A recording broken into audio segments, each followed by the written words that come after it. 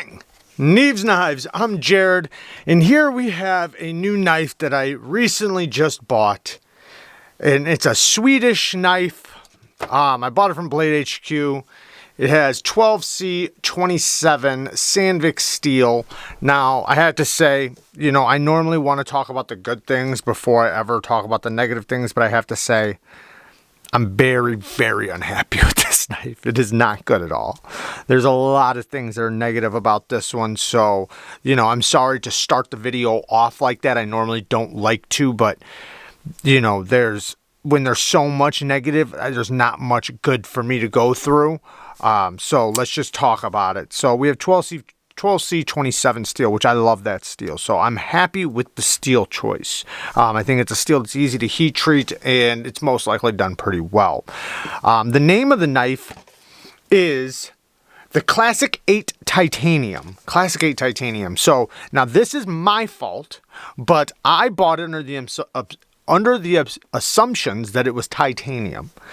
That's my fault. I should have looked into it deeper, and this is the reason why you should probably read the small fine print and all the stuff before you make a purchase. But I thought it was titanium. It is steel. Why do they call it? Why is it named the Classic 8 Titanium? Have no idea. I can't figure it out. The only thing I can think of is maybe this is a titanium nitride coating or whatever. Maybe. But I will say, they did a damn good job making it look like titanium because the steel is finished very well. It's rounded really good. All the edges are knocked down. I mean, there's no sharp spots anywhere. It's very comfortable. I mean, so I guess that's a good thing. But... you would think it was titanium. Now, the next bad thing is absolutely no detent. No detent at all. I mean, you can flick it, but you gotta intentionally either push button it or give it that hammer light switch. But, you know, it's easy to fail even with, like, trying to snap it out. Now... It's also on washers. So there's no detent and it's on washers. Now the washers came like with crud all over them. So I took the knife apart because I was like curious because looking in the pivot, it looked like it was bearings, but it was washers. But I took them out and they had like this crud all over them. So I did polish them up.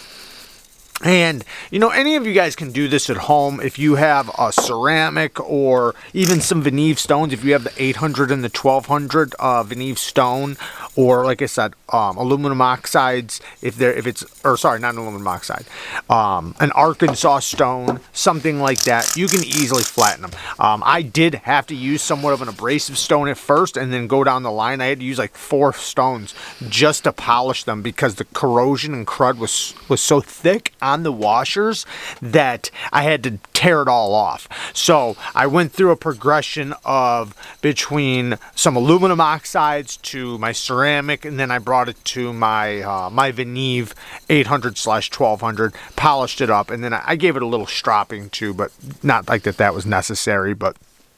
And then I polished them up, and you know, it did improve it a little bit, but not much. The whole deployment is a little smashed in there. I can get to it, but the detent is so weak. I mean, I can flick it though, so I'll give it that. You know, I can deploy it. It's just not satisfying at all. You know, without the detent, and then when you unlock it, it's so tight in the pivot. Now, the next thing is, you know, taking it apart. There's no D-shaped pivot. There's hardware on both sides. It was kind of a hassle getting it apart. Next thing is this lock bar. There's no over travel stop, so this isn't a lock bar you can easily unspring, and it's already got such a weak detent. Now, it feels pretty strong, the lock bar strength, so I don't know why it has such a light detent. I think it's just because the way the pivot is, because it's so tight in the pivot, and then also, let me be clear, there's still play. There is still side-to-side play. Now, if I tighten it anymore, I can't even open it. Like, literally, I would have to two-hand open it. So, in order for me to have it with this type of action, which is still bad, I have to have it loose. Also, it's already at like 90% lockup. Which, it's not that big of a deal. The lock bar is kind of thick, you know, but it just makes it to where, you know, because of it being, you know, a frame lock, when you squeeze it, you're going to be constantly squeezing it over.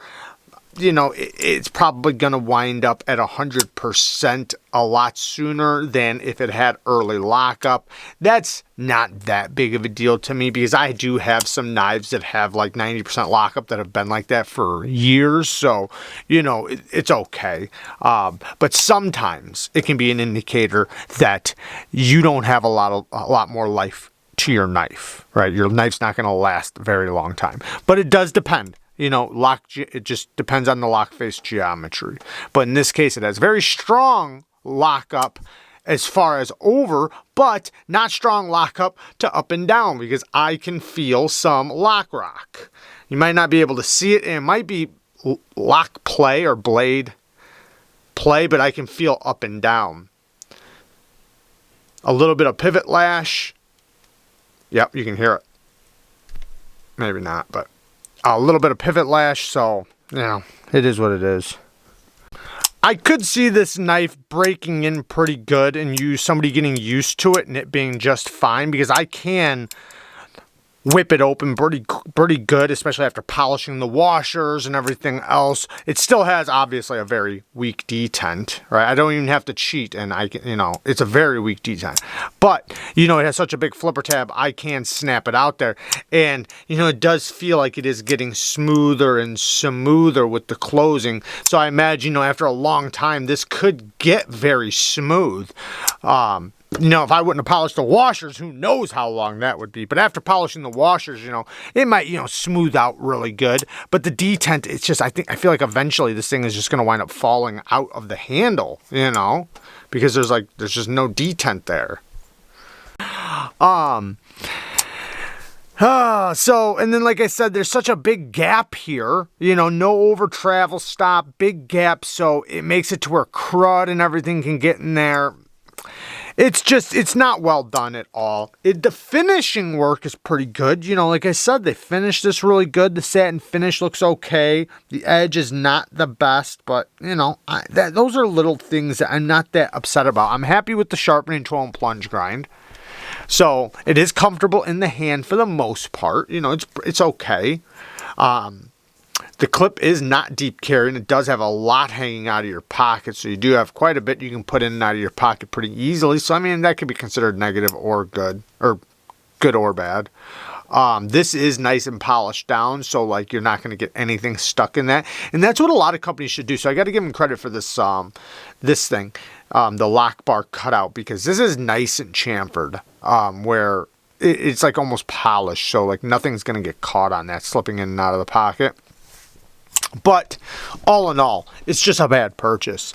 It's not good. I'll probably wind up sending it back. I did buy it from Blade HQ. Now, I'm not going to let this affect me on Swedish knives. I was hoping to have a Swedish knife in my collection, but I don't want a bad Swedish knife to represent, you know, Sweden, you know, maybe this company could do better. You know, maybe I got a lemon, and that is possible.